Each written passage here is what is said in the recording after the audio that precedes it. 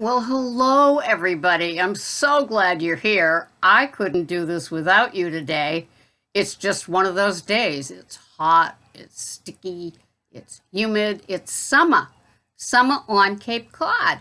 And here we are. And I welcome all of you, my pickles, my snowflakes, my turtles, my no matter what club members, and my favorite, my Goldilocks. And Goldilocks are people that know what works for them and how they do it. It's not interfering in anybody else's space. It's just having something the way that it works. And, oftentimes on my videos here for Carnivore, Carnivish, and Keto, we talk about things that work for us, little tweaks that we've done to get us through with our day. And somebody just said that at night when she thinks she's hungry, and Dr. Cyrus always says that, snacking is an emotional event. It has nothing to do with hunger. And if your final meal of the day, whether you're OMAD or 2MAD or 3MAD, you're still longing for food, there's an emotional component there. It's not that you didn't get enough food for the day to be satiated and content. I'm saying what the doctor says. It's not me saying it. But there's a lot of truth in that because sometimes boredom for me was always about food. When I was doing Weight Watchers, I was having like 5 to 7 fruits a day. I was having 5 to 7 little meals every day, little things like, the celery with cream cheese, a bunch of grapes, the, mozzarella cheese sticks, 2 of them, cantaloupe, all those sort of things. And I did that throughout the day. And 5 to 7 fruits a day, I can't imagine. But I was bored. I was a clock watcher. And I was working in the women's and children's shelter at that time. And I depended on the clock. And that was crazy, but that's what I did. So anyway, here we are today, and we're all doing a little bit better with our food plan. Whether you went from, low carb, high fat to keto under 20, to keto under 10, to carnivish, to carnivore, and you're back again. That's how we learn. I don't learn from your experiment. I love to hear about it, though, because maybe I have experimented something like that, and I didn't even think that it was like a marker or something that I needed to know or needed to change. Who knew, right? And so I'm back to eating a keto food plan. My carbs don't exceed 10, except when I have a rare and appropriate thing like a sweet potato or spaghetti squash. And even then, it's under 30 for the day. And that's total carbs. And it hasn't seemed to hurt my weight loss project. I will be weighing again in a couple of weeks, but not yet.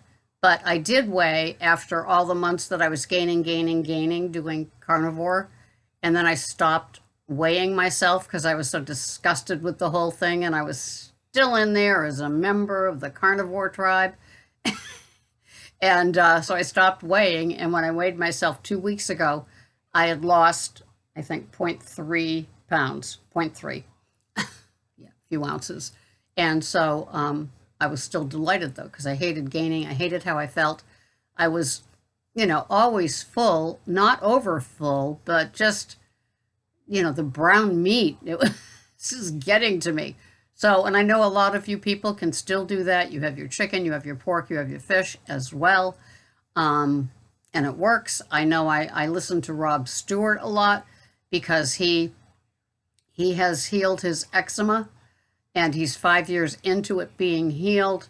He does an incredible morning routine of different drinks, and good for him. It's not to my liking. I still have warm lemon water with salt and no salt, and my couple of supplements, and I have black coffee. Black coffee. If you ever told me I'd be having black coffee, whoa. So, and that works for me. And so now I've added a little bit of color to the plate, a little bit of color and taste to the palate. And my gut seems to be saying, okay, so far, 3 asparagus and 4 raspberries. It's working. And so that's what I do. Oh, so anyway, this woman commented that at night she has her fizzy water and she has it with a couple of teaspoons of apple cider vinegar. I think there was something else added to it, but it's just a drink, a 0-calorie carb drink, lemon, and it works for her. And that just, that's her good night thing. When I'm done with my last bite at my OMAD, I do my dental hygiene routine, and that suits me just fine till the next day. I'm an OMAD person. I've been doing OMAD for over 2 years. And to me, the eating once a day is either more important or at least as important as the items that are in the OMAD. Just my experience being almost 70. And so I plan my meal, and I use the chronometer just for giggles. And I usually end up between 800 and 1,000 calories, and it works for me. And so my carbs are total carbs, and as I said, they're under 10, sometimes even less than that. And so it's still a very carnivore kind of food plan, meat heavy, egg heavy, cheese heavy, and I like it, and it works for me.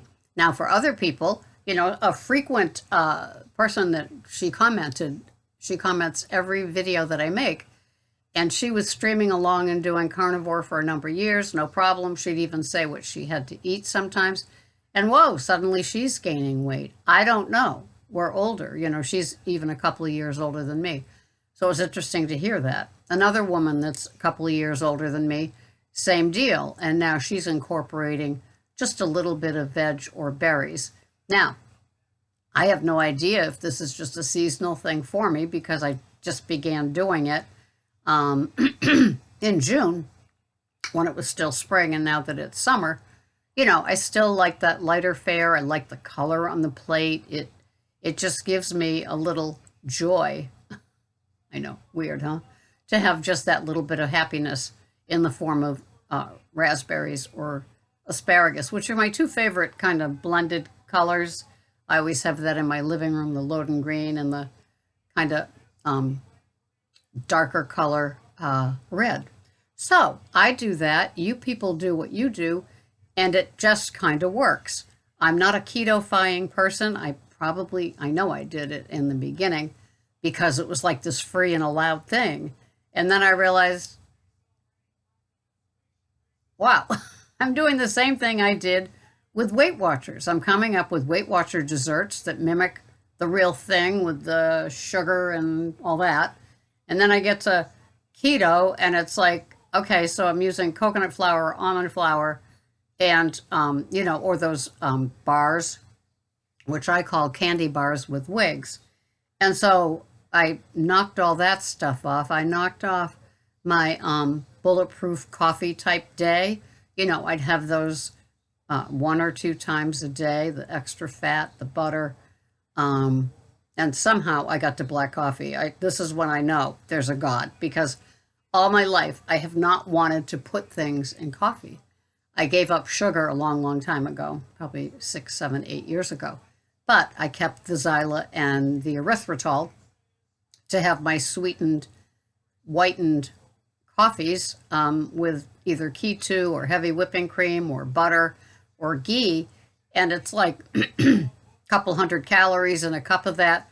And I don't know what happened, but a couple of months ago, I was able to go to black for my first cup. The second and third cups had the stuff in them. Now, recently, for the last few weeks, I've been doing just 1 cup of black coffee. Who knew? And like all the other things that I hoarded over the years, like the nut butters and the ghees and the butter in the freezer and all that, I now have enough coffee to service the town probably for a couple of days, and Keurigs and bags of. And so now I'm down to 1 cup a day. So it's just kind of interesting. But it's working, and I'm not thinking about, wasting. I just am not buying anymore, which is, if you're a hoarder, it's a big deal just not to buy more.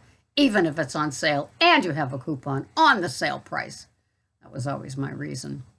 So I do one day at a time. I do a meat. I do recently 3 asparagus, 3 to 4 raspberries. I like them kind of cut up, crunched up, mixed up with my high fat, 4% high fat Friendship cottage cheese. And these things just give me little giggles and pleasure.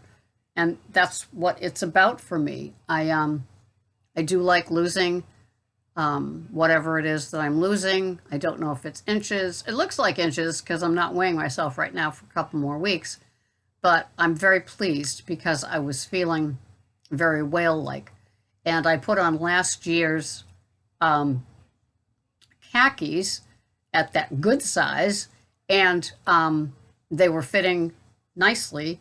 And then I rescued them, as you heard about my clothes rescue mission. Sarah rescues her delicates from Greg's high heat and hot water.